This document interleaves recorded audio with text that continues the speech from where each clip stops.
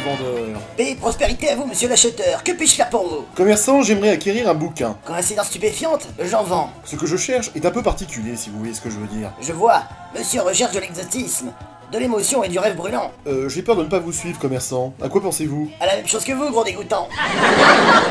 Vous vous méprenez. Ce que je recherche ne porte pas atteinte aux bonnes mœurs. Ah, vous me rassurez, car je n'entre pas dans ce genre de combine. Question d'éthique. J'entends. Mais en réalité, j'aimerais acquérir du vintage. Du quoi? Du vintage. Monsieur, si vous essayez de me ridiculiser par un terme employé par la jeunesse décadente, sachez que je mettrai un terme à notre transaction. Nulle envie de vous offenser, commerçant. Je désire juste mettre la main sur quelques vieilleries de la belle époque, des comics assez rétro de notre jeunesse. Ah, vous voulez dire du vintage? Oui, du vintage. Non, du vintage. Oui, du vintage. Fallait le dire tout de suite, au lieu d'employer vos néologismes anglicanisés. J'ai justement pour vous cette belle pièce datant de l'année 76 que je vous céderai contre la modique somme de 595 francs. La couverture attire, mais le prix repousse. Allons, c'est une pièce unique dont vous serez à ce jour l'heureux propriétaire contre quelques billets qui n'ont aucune raison de végéter dans votre portefeuille. Vous faites une ristourne pour les estropiés de guerre? Je n'en vois point dans mon magasin. Soit, voici 30 €. Je n'ai que ça, et vous pouvez garder la monnaie. Pourquoi est-ce que j'ai l'impression de me faire emboucaner, moi? Allons, concluons cette affaire. J'ai encore beaucoup à faire. J'ai une vidéo à réaliser sur YouTube. YouTube? Mais qu'est-ce donc? C'est un média où il y a plein de connards comme moi.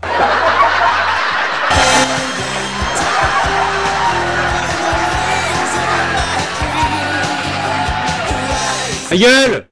Salut mes petits farfadets velus non inclusifs. Après avoir parlé sur cette chaîne des Spécial Strange 1, 2 et 3, on poursuit notre exploration du passé chéri en nous penchant, mais pas trop, sur le Spécial Strange numéro 4 de juin 1976, dont la couverture alanguie et chatoyante nous révèle Flèche Noire complètement stone et partie en road trip, sous le regard complice et amical des Inhumains et de la Panthère Noire. Tout un programme, me direz-vous? Eh ben, oui et non, car le contenu, en un seul mot, de ce numéro a quelque peu subi une chirurgie plastique, que dis-je, un saucissonnage de la part des éditions Lug, coutumière de la dégustation de charcutaille, car après tout, c'est bel et bien à Lyon qu'on trouve du bon Jésus accroché à son clou. Le bouquin s'ouvre sur un épisode des 4 Fantastiques intitulé Diviser et Conquérir, tiré du Fantastic Four annual numéro 5 de novembre 1967. Et en bon défraculateur de comics que je suis, j'ai découvert l'insoutenable vérité en parcourant ces pages colorées. Il n'y a que 27 pages sur 30 de l'original. Ah! Notons tout de suite la première erreur dès la première page, qui n'est pas le fait de Lug, mais de la Maison des Idées au départ. Cette histoire est écrite par Monsieur Stanley et dessinée par Jack Kirby, et jusque-là ça va, mais si Joe Signott apparaît comme encreur, c'est une monumentale erreur, car il s'agit en fait de Frank Giacoia, chose confirmée dans les réponses éditoriales aux lettres des lecteurs du Fantastic Four numéro 71. Tu sais qu'on s'en tape un peu, mec. L'épisode commence avec l'évanouissement de Susan Richards, incitant les 4 Fantastiques à l'ausculter. Et ce numéro révèle au lecteur que Sue est enceinte. Elle donnera d'ailleurs naissance à un fils appelé Franklin Richards dans le Fantastic Four annuel numéro 6, et le gamin n'aura un nom qu'à partir du Fantastic Four 94. Alors oui, cette bonne nouvelle apparaît dans l'original, car dans le Spécial Strange 4, que nenni, Lug n'a pas publié les pages correspondantes, ce qui fait qu'à l'époque, aucun lecteur français n'était au courant, même pas Claude François le chanteur électrique. Dans mon extrême générosité reconnue jusqu'en Asie du Sud-Est, je vous montre les 2 pages censurées par Lug. Bah oui, je suis comme ça, je ne me refais pas. C'est cadeau, vous l'emportez chez vous. Mais vous n'avez pas le monopole du cœur, monsieur Zombie. Du côté méchant, on retrouve le Psychomane manigançant une fois de plus contre les 4 Fantastiques, tandis que pendant ce temps, la Panthère Noire enquête à Panther Island, où il a repéré des intrus qu'il suspecte d'être des ennemis du Wakanda, comme ça, sans preuve. En fait, la famille royale des Inhumains vit sur l'île qui a été achetée par la Panthère Noire dans le Fantastic Four 62. Bah ça aussi on s'en tape un peu, man. Né d'une mère caféinomane et d'un père collateur, T'Challa est vraiment très énervé. Il se lance brièvement dans une bataille contre les Inhumains avant de se rendre compte qu'ils sont dans le même camp, ce qui est cliniquement con. Puis en enquêtant sur l'île, il découvre la base du Psychomane. On nous apprend que ce dernier vient du Microverse et qu'il a l'intention de prendre le contrôle de ce monde. Attaqué par tous les héros, Psychomane est bientôt maîtrisé, mais au moment où la Panthère Noire veut l'interroger, elle trouve que le Psychomane est bien trop immobile. Après un examen plus approfondi de ce que nos héros pensaient être le Psychomane, il s'avère qu'ils ont affaire à un corps de robot piloté par un petit être qui leur échappe. Allez, on se retrouve après ça.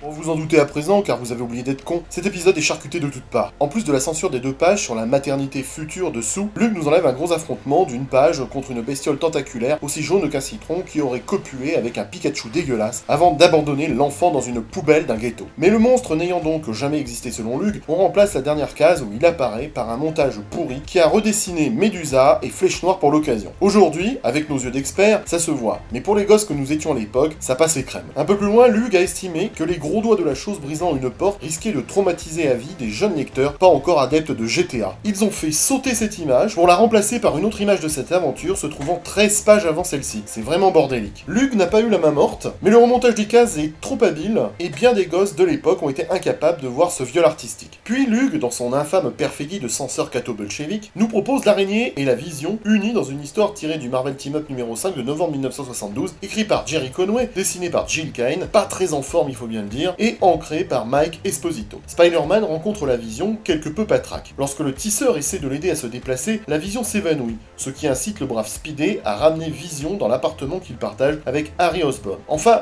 ça c'est dans la version originale, parce que dans le Special Strange 4, on ne le verra pas. Le charcutage continue quand Luke enlève 5 cases jugées visiblement inutiles avec Harry Osborn. Le tout entraînant un remontage des pages assez approximatif qui pousse Luke à sacrifier 3 cases supplémentaires un peu plus loin pour être accord. Vous me direz que ça fait 8 cases en moins, mais c'est déjà trop à mon goût, vous ne trouvez pas? Non. Bref, Spider-Man réveille la Vision qui lui parle de ses crises d'épilepsie. Au milieu de tous ces remontages, Luke est obligé de changer les paroles des dialogues. Dans la version originale, Speedy demande à Vision pourquoi il ne demande pas l'aide des Vengeurs. Ce dernier lui dit que c'est impossible, et la raison se trouve dans l'Avengers 105. En effet, dans cet épisode 105, Vision refuse de rejoindre la Sorcière Rouge et les Avengers à la recherche de son frère Quicksilver. Pourquoi, me demanderez-vous, pour un peu que vous ayez encore un intérêt poli pour ce que je raconte? Eh bien parce qu'à l'époque, Vision traverse une crise de personnalité. Il se croit incapable de ressentir des émotions, un peu comme moi devant le triste spectacle de la comédie humaine au quotidien. Sa réticence à demander de l'aide aux Vengeurs est due à son manque de disponibilité émotionnelle. Ah!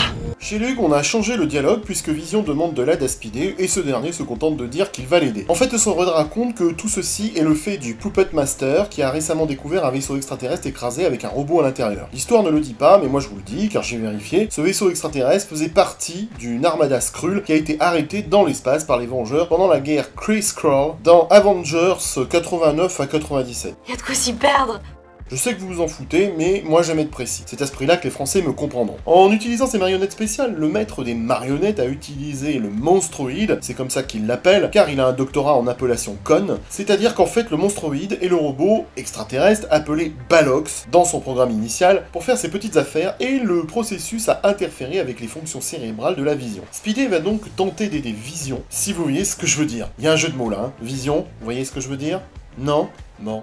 Cette blague était de très mauvaise qualité. Je passe sur les onomatopées gommées ici ou là, mais par exemple là, pour repartir sur 6 cases supplémentaires enlevées par Luke, certainement parce que les coups de l'araignée sont trop violents. Le tout pour enchaîner directement cette histoire sur le Marvel Team-Up numéro 6 de janvier 1973, sans transition et sans la première page de présentation. Je vous la montre quand même, car avec Luke, vous ne risquez pas de la voir. L'enchaînement fait un peu bizarre sans la première page de l'original, puisqu'on voit la chose apparaître comme ça en tournant la page sans raison apparente. Le lecteur ne sait donc pas qu'il s'agit de l'épisode tiré du Marvel Team-Up numéro 6, écrit par Jerry Conway, dessiné par Jill Kane et ancré par Mike Esposito. Et le charcutage ici va se faire sur 3 pages. Oui, 3 pages en moins. Ah bah tiens donc, regardez, pas d'onomatopée. Oh bah ça alors. Et hop, une page en moins par ici. Une autre page d'enlever là. Car visiblement, l'araignée manquant de s'empaler sur des pieux risquait de ne pas passer auprès de la censure. D'ailleurs, regardez comme Luke fait disparaître habilement les pieux derrière une bulle. Tiens, là, il n'y a pas de bonk sur la version de Luke. Et là, il n'y a pas de bucko, de tumph ou de crack. Pas de woomph non plus sur cette image.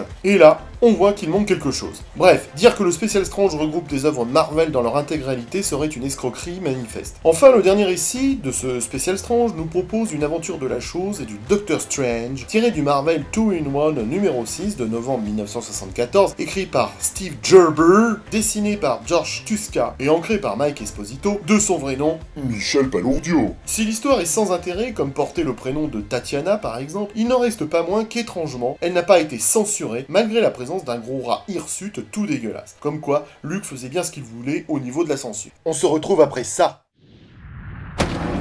Et voilà, il est temps pour nous de nous quitter. J'espère que cette vidéo vous aura plu et vous aura fait découvrir ce Special Strange si vous ne l'avez jamais vu. N'achetez pas chinois, laisse pause blow, et on se retrouve tout bientôt. À bientôt les geeks. Libre de droit. Générique libre de droit. Libre de droit. Cette chanson est à moi. YouTube l'enlève pas. C'est libre de droit.